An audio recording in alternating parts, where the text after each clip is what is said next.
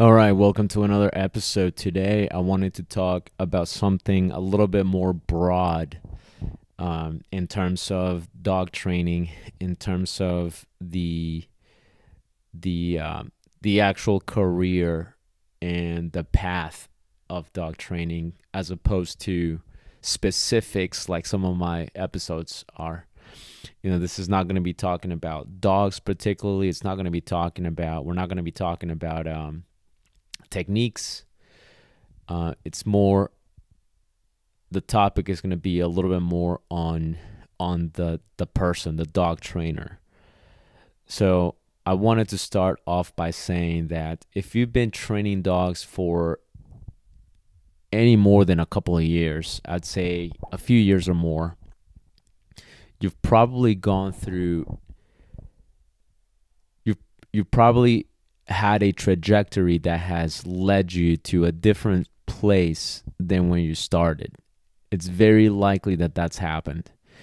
If you've trained dogs, if you've been working with dogs, or in any form, if you've been working with dogs, if you've been in this industry, and I would argue that this is probably the case with most industries, but if you've been in this industry for about a year, you probably are right where you started. It hasn't been a whole lot of evolving if you've been doing this for less than a year.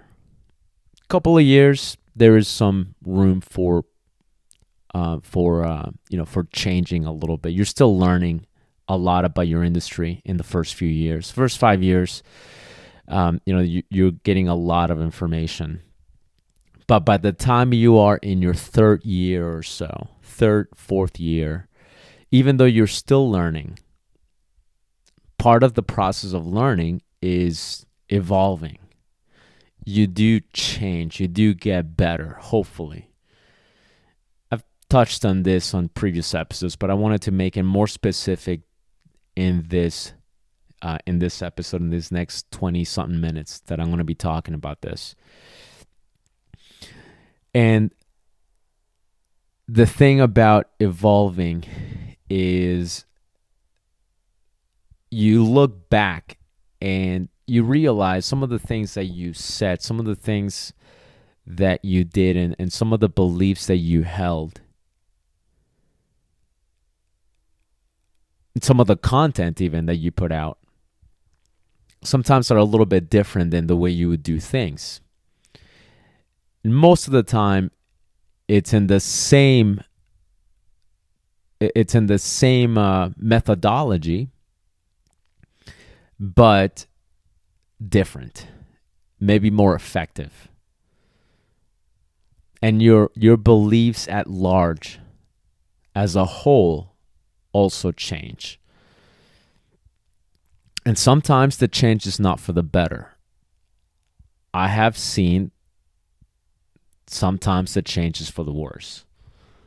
I have seen it, and I've had to reevaluate myself as well and think to myself, am I evolving or am I devolving? Am I getting better or am I developing some bad habits?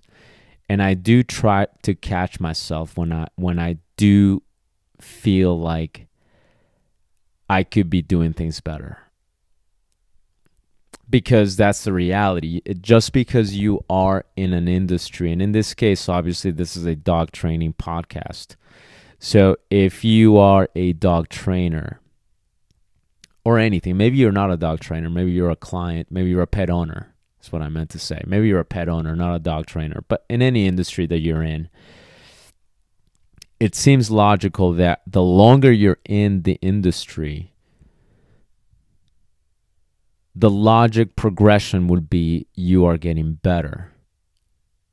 But it is not always the case.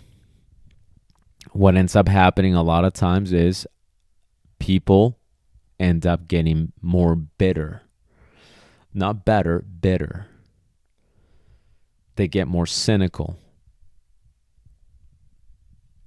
They get less patient. They develop habits that they didn't have before.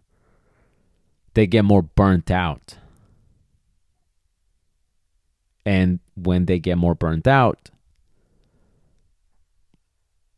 the consequence of that is you start to get less patient. So it's always important to catch yourself, and I do too. Every so often, I would say about every year, I reevaluate myself, reevaluate my journey, my thought process, my beliefs, and I do it. I do it as often as I need to, and I have noticed that my content in the past has changed. My content a year ago is different than the way I would do things now. And I'm not just talking about techniques and about education. Obviously, I have gotten education and I have gotten better techniques, and my philosophy has changed. But even in general, the person that I was a year ago as a dog trainer, but also as a person, is different than the person I am today. So how I evolve as a person also dictates how I evolve as a dog trainer. And sometimes those things conflict a little bit. I look at some of the content that I put out a year ago, not just on the podcast, but on videos and even on social media, on Facebook, Instagram, and I look at some of the things that I believed in the past, and I think to myself now how different I would approach certain things. I used to be bothered by the lack of care some dog trainers seemed to have, how the lack of education was plaguing the industry, and that still bothered me. But I used to be a lot more bothered by it than I am now. Whereas I think about it now, I think to myself, if a person in their expertise in their industry, in this case a dog trainer, maybe they haven't put quite a bit of effort, as much effort into their education as somebody else who has, then yes, obviously the person who has had more, who has invested more, who has grown more, that person should definitely be in a position to help more people. Whereas the person who hasn't put as much, maybe they should have reach of less people. That used to be my belief. And at this point, even though I feel that way still, at this point I think to myself, as long as the message is being, the right message is being sent to the pet owner, that's what I'm more concerned about now. That's just an example. There were trainers I used to be bothered by. There were trainers that I used to get bothered by their lack of care. And I'm not going to mention names now. But there were people that would invest very minimal on their education, and the little information that they would accrue, they would pass it to the masses, and the ignorant masses would absorb it like gospel. And even though it was information that was not the most effective, they would just gobble it up. And I remember thinking, these people shouldn't do that, right? They shouldn't believe that. But now I've just come to realize that people are going to do what they're going to do. So as long as any part of that information, any part of that message is good, even if it gets translated properly by the time it gets to their dog, even if it's not right being sent to the owner, but the owner properly sends it to the dog, And if that information, even if it wasn't the best possible information, even if it wasn't the best possible way to send the message, as long as it improves you as the trainer, right? If you follow somebody else, or if it improves the owner and their dog, that to me is the ultimate indication of, that was the right message. So I don't get bothered by, but that's just one thing, right? There are other things in general that have accumulated. I wouldn't say that I have drastically changed, and there are chances that most people, like some of you listening, there's a good chance that you haven't drastically changed. Some people do drastically change. There are people that start as, just an example, purely positive dog trainers. They're very purely positive. They go, no, I never want to say no. I never want to put any pressure on the dog. I want to do this all purely positive. And then in a few years, they completely change. And I've known trainers like that. I have friends who have gone through that journey where they are more balanced trainers, so to speak, and the start of their career was more purely positive. So sometimes the evolution or the trajectory is very drastic like that, but a lot of times it's not that drastic. A lot of times it's just a little step at a time, a little layer at a time. And I have seen dog trainers get much, much better, dog owners too. And I've also seen the other way. I've seen it go in the other direction. I've seen good dog trainers, really good dog trainers, go from having a lot of potential, they're really, really good, to they got burnt out so bad.